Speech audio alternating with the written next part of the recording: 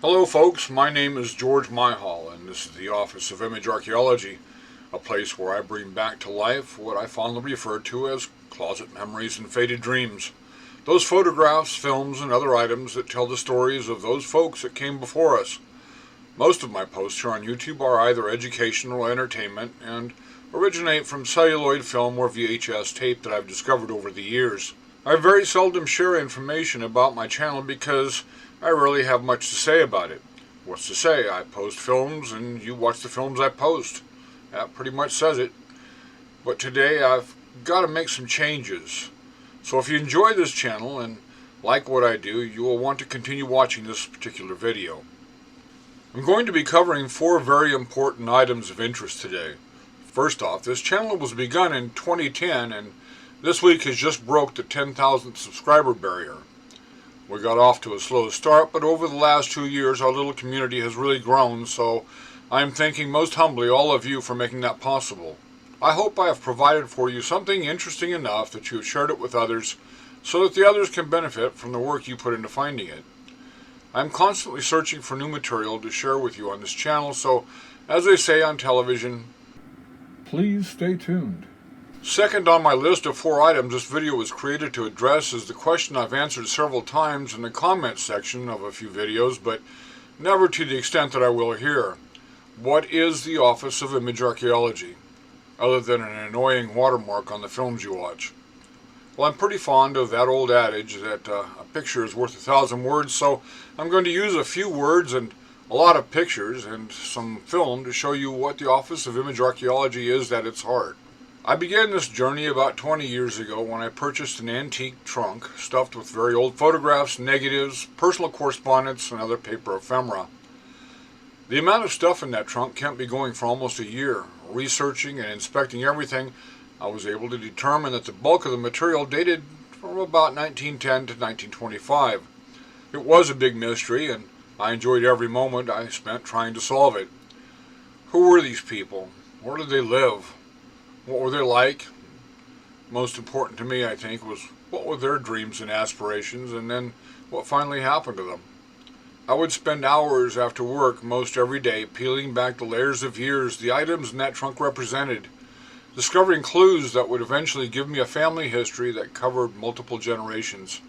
I think the most interesting thing that I discovered in that trunk was a ledger that originated in Boston, Massachusetts.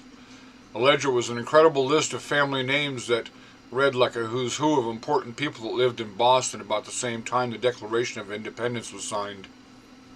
As the years went by, I got better at what I was doing, got some better equipment, but while always on a budget, I did my best to preserve and record the material I was working with. Taking old documents, century-old watered-up balls of paper that most folks would have thrown away, and straightening them out in an effort to scan them, learning how to straighten rolled 6-foot-long historical panoramic photographs without destroying them, and then building suitable wooden picture frames for them so that they could be hung, displayed for viewing.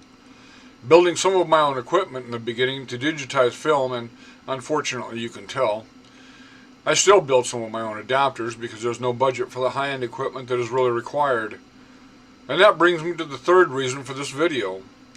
New equipment is required to have the ability to publish some of the treasures that I've acquired over the years. Recently, I've had a few dozen people recommend that I join Patreon.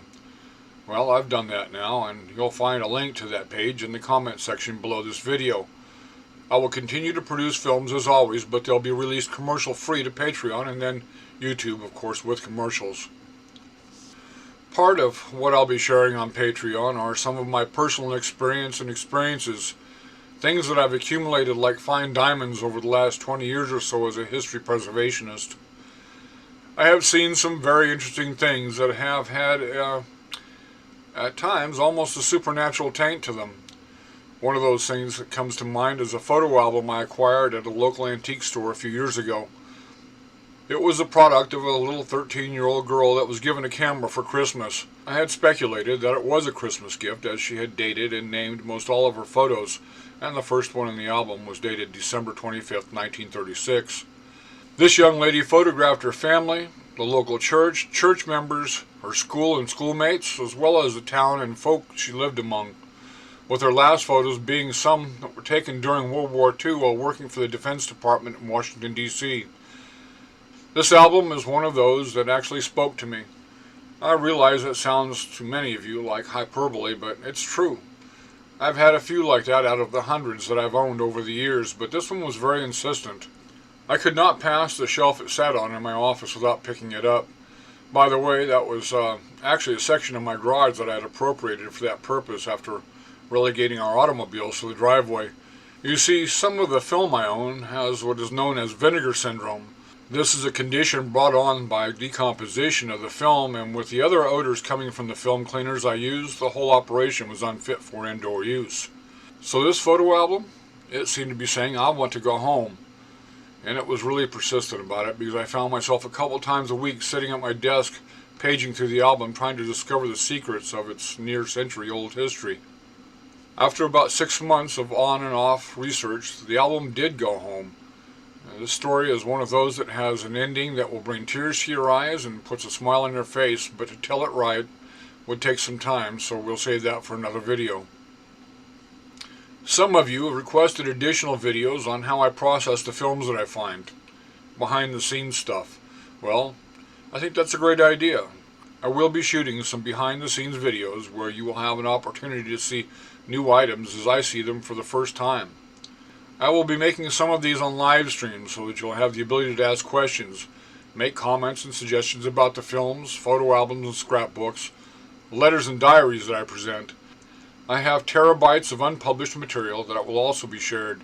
Your gracious contributions via a Patreon subscription will help me purchase new and maintain aging equipment as well as seek out and acquire new material to share with you.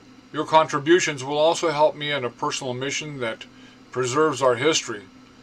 The America our parents and their parents were raised in. My hopes are that it may give in future younger viewers something to gauge their lives by and maybe encourage them to return to the values that made our country great. The fourth, final, and to me best reason for this video concerns one of my favorite projects. It is titled Take Two 1920 Metro-Goldwyn-Mayer Screen Test 100 Years or Older Film Mystery. I know that's a long title. But I asked the question, who is she? This is an official update to that film. We have discovered the true name of the young mystery actress. It's a long story, and I'll have to explain it in another video that will be released first to Patreon and then YouTube. But to answer the question of identity, her name is, and drum roll please,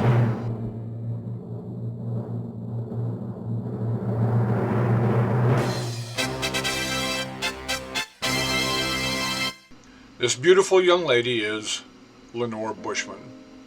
She is the daughter of Francis X. Bushman, and he is pretty much early Hollywood royalty. She was a stage actress for a while, then had a few bit parts in Hollywood movies, even one with John Wayne. As it turns out, the film clip I own was part of a very large archive I purchased that included some films from the Jack Conway and Virginia Bushman family. I want to thank YouTube viewers Mike Hoff and his young daughter for their help, and viewer Camille Skaysbrook, also known as Brooksy, for finding and sharing a photograph of Lenore with me that left no doubt that our mystery girl was Lenore Bushman. So thank you, Mike and daughter, and Brooksy. Well, that's about it, folks. I hope you've enjoyed some of what you've seen here and will follow me to Patreon. Meanwhile, have a great week, and we'll see you on YouTube. Oh, don't forget to tap that like button and please subscribe. Have a great week.